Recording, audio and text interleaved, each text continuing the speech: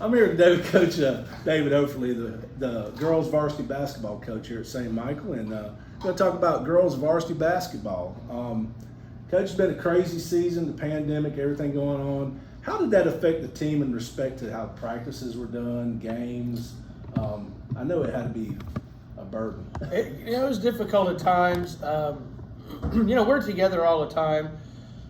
So the mask situation when we practice wasn't too difficult, but when we would travel, we'd have to have a mask going in, we'd have to have a mask on the bench. I know I've had kids check in, still had the mask on, and we remind them to take it off. So masks, are very valuable to keep everyone safe, but, it was just something extra that we had to remember, make sure you have your mask. And then I guess a few other things. Just the never really knowing who'd be around. Right. It was always like, I hope nothing happens. I don't want anything to happen. Somebody's got the sniffles or they need to get a test. So it was just kind of the up and down. And then the opponents, you never really knew who you were going to play. Exactly. Because same situation. They were in and out of lineups. Yeah. Do you think that all this craziness affected the results of this year's season, or? It had to in some regards. I mean, it's a good excuse, if nothing. No. It is true, and I would say, and I would make excuses because we're going to play whoever we have on the court, and we're going to play whoever they have on the court. But it's kind of like just having just something in the back of your mind that something could go wrong or something could happen, and I would think the kids always had something in their minds about, I hope nothing goes wrong. Right. And so I don't know that they were always able to just, play freely just because of, concerns. Like they say, everybody's dealing with it. It's not just right. one team. Right, so. right. But getting ready, was it tomorrow night? Tomorrow night. Y'all got the big game. Y'all going to be playing against, who you got, Coach? We have Viger at yes. 6 o'clock at Viger. At Viger. Okay, well, getting ready for that game, but not to get too far ahead. You got one senior on this year's team. How many seniors do you have? Did you have on last year's team, and how's the team positioning? For when they do get to the off season, how's everything looking? Yeah. So a year ago we had 4 seniors. This year we have 1 senior, Lane Rayleigh, and she's been playing. Really, she didn't play basketball until she got here. And then she's the captain this year. She works really, really hard inside. She's our post player that gets all the rebounds, but she's super athletic and can get up and down. So we're going to miss her tremendously, and her leadership. And then, as you say, in the future and in the offseason, we have 2 juniors that are playing right now with Molly Sims, who got hurt a year ago, who's been out all year, and then 2 sophomores, and then like 5 or 6 freshmen. So we're really young, and So back to your COVID question, we weren't able to do anything all summer. Right. So those young kids, even in November, it was the first time they'd done anything. So now they've got a year of playing, and then we'll get a year or a summer where we get things put together, and everyone's going to know what to do. Okay.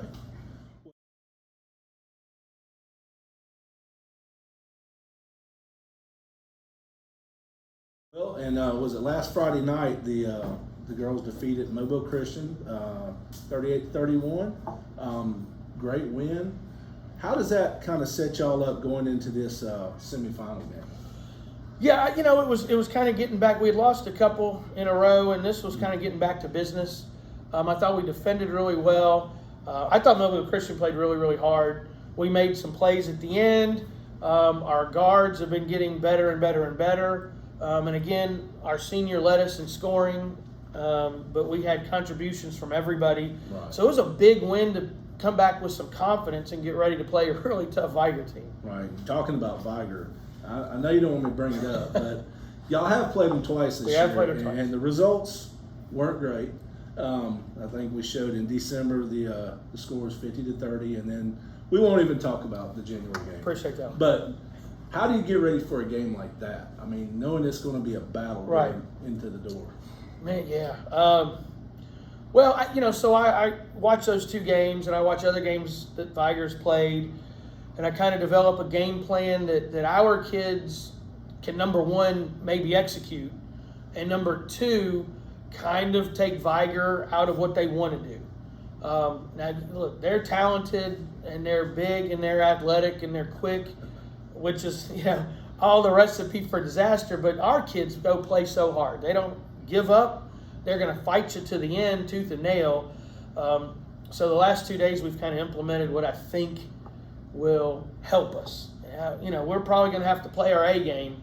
But I think, again, like you said, Mobile Christian was that stepping stone to maybe we can go do it tomorrow night. Definitely. Now, I did look at some of the stats or just the overall records, and I think y'all were 12-12, and they're only 13-7. So they've only won one more game than you. Right. So it can be done.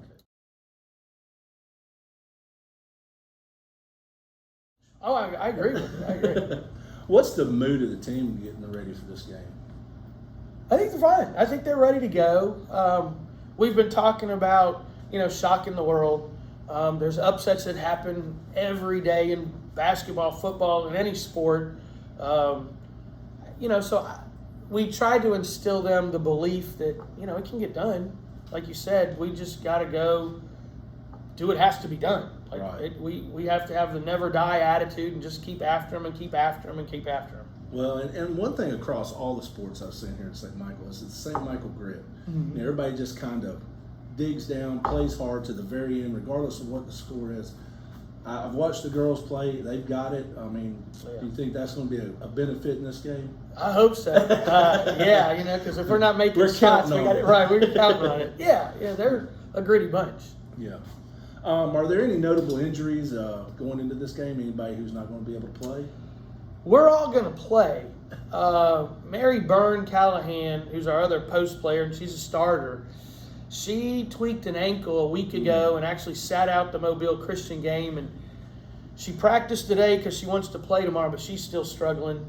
Just pain in her ankle. But she was playing through it today and said, well, I'm playing tomorrow. So, that you got to give that kid credit. She wants to go do it. Right, exactly. Now, basketball is a fast-paced sport. It's emotional, especially from a coaching standpoint. How does your Catholic faith help you in to coach and to be a good coach and a leader, and especially in those tense moments during a game where it's hard to keep that going? Yeah, no, you're right. Because you don't get emotional, we've noticed, but you could. I think you put everything in perspective. I think God's first. And for a lot of these kids, they're playing basketball because it's kind of like basketball season. They love to play basketball. Again, keep it in perspective that they're just kids that are trying to have fun. Right. That it's not the end of the world if you win or lose. They're going to be as happy, tomorrow morning or Thursday morning when they wake up. Someone might be a little sad, but they're going to be okay. So knowing that, and then just having the peace of mind that, God's watching over us. He's not going to let anything bad happen to us. As long as we are using our talents the way He wants, you got to be satisfied with that. Oh, definitely. Well, Coach, there was one thing that's been talked about all season or most of the season. It's a cannon. I'm a football guy. Can you explain the cannon to me? Because I thought we were shooting, kids during practice. Or I don't know about a cannon. Something big gun or something where they shoot and it shoots back at them or something. Oh, I guess the shooting machine? Oh, maybe that's what I guess I heard it called a cannon. Okay, all right. So the gun shooting machine, I'm guessing. Yeah. Okay. No, but it's as big as a cannon. So we were able to purchase this with the help of a lot of our parents, the shooting machine. And man, it is beneficial. It turns about 18 different places. It can shoot the balls out, in 1 second to 12 seconds. But the best part is you can shoot so many more shots than, you and your partner can get up that, it could take us 4 minutes and we could get about 300 shots up. So that's a ton of kids shooting a ton of shots in a short amount of time, which is beneficial when, you're sharing the gym with everybody and your time's limited, right? So, it's a great purchase. I'm glad we have it and the kids love it. Good. Sounds like it will be beneficial, especially when you get a chance to have that off season, right? And have everybody here. got the new Huddle Focus camera in the gym. Have you been able? I mean, got any comments on it? Oh, I love it. Been able to experience any of the YouTube stuff off of it? I've watched a couple of the boys' games after our games. I've recorded practices with it, and we've watched practices. Of course, we then always watch our games. But I mean, it's a great invention. I don't know who came up with it. I wish I did, but I would have loved to start putting up in schools. But yeah, it's awesome. Definitely.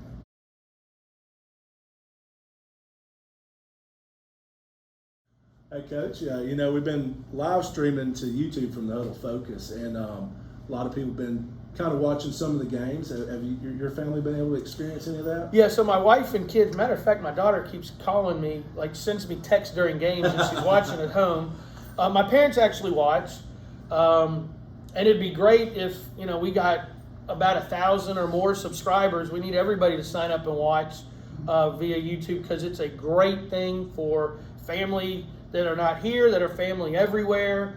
We could see away games. It'd be perfect for us. Oh, definitely. If we get to 1,000 subscribers, then we could actually do live streaming at away That'd be games. perfect. So that would be great for everybody. Yeah. Well, Coach, I appreciate it. You're welcome. Well, Coach, that's what I got for you. Okay. You know, good luck tomorrow Thank night, and we're looking for a miracle. Thank you.